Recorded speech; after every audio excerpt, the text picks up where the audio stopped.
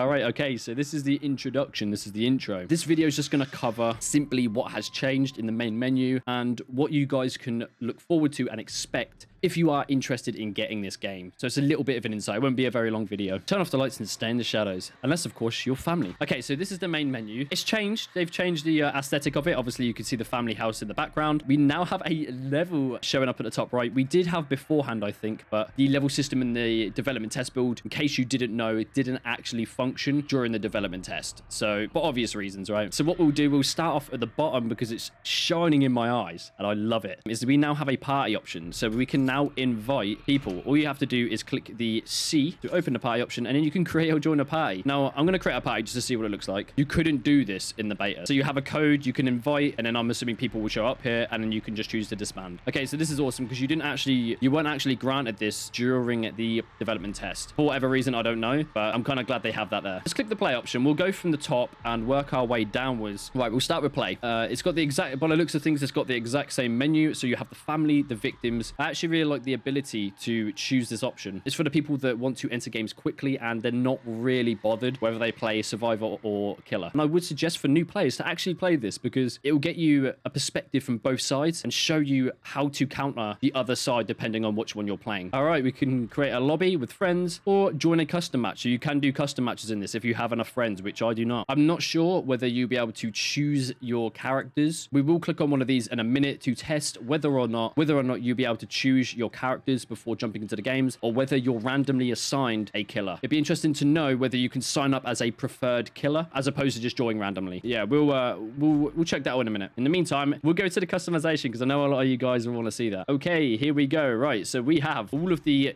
survivors and all of the killers showcased in a nice little neat HUD here. We have Connie, we have the 4 people that was in the original game, and then we have the extra one who is Julie. I don't believe I saw Julie in the development test, but don't quote me on that. I did play a lot. I played a lot as killer. Right, so I'll select Connie, and as you can see on the right, it gives you a little brief description of her lore, and it also shows you the different stat levels that I'm guessing will play a big part in what builds you decide to run or what skills you decide to run on these characters. So this is definitely worth noting. Obviously, we have, I'll read it out just to save any confusion. We have toughness level, endurance, strength, proficiency, and stealth. So there is 5 categories that I'm assuming every one of these characters will have different ones. So Connie, for instance, has lower level strength, 15, which I assume means she's not as strong at fighting off the killers. And then Leland, who's an absolute chad, has a strength of 40, which is almost maxed out. That's cheating. Stop it, Leland. But yeah, as you can see, I'll just quickly hover over all characters, and as you can see, all of their statistics change and vary. So it's really cool. It's a nice little feature they've added in. And without further ado, we'll go over to the family. So these categories are different. These categories involve savagery, blood harvesting, and endurance. So I'm assuming there's no description on them, but I'm guessing savagery is... Ooh, a scrolling sound. That's not nice. I'm assuming savagery means how much damage they do. Blood harvesting is how much blood you get from survivors or you get from the pools that are laying randomly around the map. And endurance is how quick or how much stamina you have. That's what I'm assuming. Don't quote me on that. So we'll have a quick look at each of these. So obviously the cook naturally has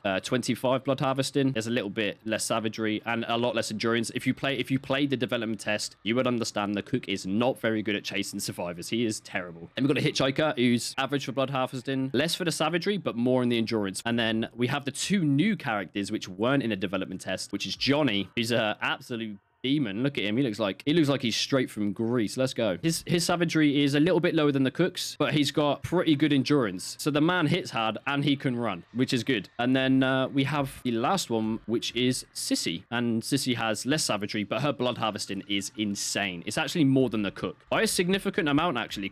The cook has 25 and Sissy has 38. So I'm genuinely going to play the hell out of Sissy because I love harvesting the blood and feeding grandpa. So do not take that out of context, please. But yeah, so it'd be really interesting because my favorite character was the cook in the development test. So it'd be really interesting to know how much better 13 statistical difference is between the cook and Sissy. All right, let's go over to the loadouts. Okay, so we're actually locked out of the loadouts at the minute. So we do need to level up to achieve the loadouts. So I'll play this game a lot more and try and get some content released on the loadouts and the different loadouts you can run with both survivors and killers. The skill tree is also locked as well. And it looks like you can get cosmetics and outfits for each character. I'm assuming whether these will be locked behind microtransactions, or whether they'll do events similarly to Dead by Daylight, where they do Halloween events, they do Christmas events, and they'll give them for free to the player base. We'll click on a different character and check the cosmetics out. It doesn't appear that any character has cosmetics at the current time. Oh, never mind. Okay, so as you can see, yeah, so basically the killers do not have cosmetics at the moment. We'll go back to the killer screen. None of the killers have any cosmetics yet. However, the survivors have cosmetics. So to get these first 3 outfits, all you need to do is play Connie for the first time, as you can see in the little box down there. And then on the second page, all you have to do is play her more times. So Connie used 20 times,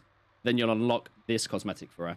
So basically just clock in that playtime to get more outfits. All right, so that's the customization looked at. We'll look at the progression now. This is going to be a very big one as well. So we'll click on progression and have a little look. All right, it's come up with a leaderboard style graph here, showcasing how much progress and how many levels we have of these individual characters. Now, I'm assuming that each individual character will have their own level. You'll have your overall progression level, like this, like so. So whenever I play the game with any character, I will level up my overall character level. But then I also have an individual character level. So if I play Leatherface, I will only get XP on Leatherface. That's pretty cool. I'll be interested to know what the level cap is. But yeah, we'll see how far we can get with that. Right, let's click on the stats. Let's see the stats. Okay, so this is just general stats of your history. So total matches played, total XP, kills, escapes, blood lost, playtime, SP earned, deaths, distance traveled, and sneak attacks. And there's quite an extensive list of everything here. So you can tell someone's experience of the game by just clicking on their profile, I imagine. Perfect family wins. That's pretty cool, man. Characters respec. So you can actually respec characters in this. That's really cool. I'm assuming that you would have to spend maybe a type of currency, which is this little tree symbol potentially, to respec characters and buy perks with and skill trees. Right, we'll click on Unknockables. Nice. All right, so we have an entire list of these media players that I assume is like cinematics. For each level that you reach, you get cinematics.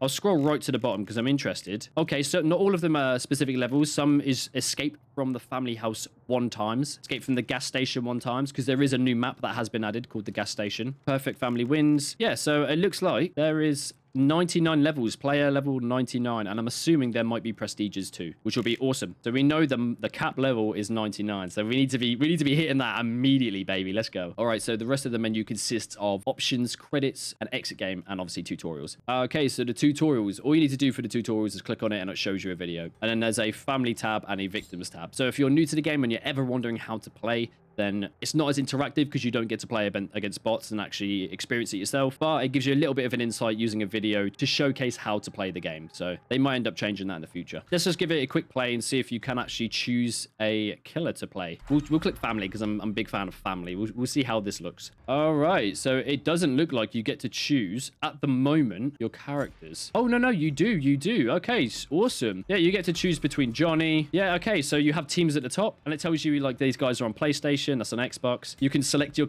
this is so cool. I'm so hyped. You can select your character, so whoever you want to play, Johnny, Leatherface, you know, whoever's free. I'm guessing these two are taken up. Yep, those two characters are taken up by the players in the lobby. Obviously, when we level up, we can get loadouts and the skill tree, so we can customize these characters individually. But yeah, man, that's all it's going to be for this episode. It was just a brief explanation of everything that this game involves, so I hope you enjoy, and stay tuned and subscribe because I will be posting a lot more content on this game over the next coming days. So please hit that subscribe button. Hope you enjoyed the video, and I'll catch you next time. See ya.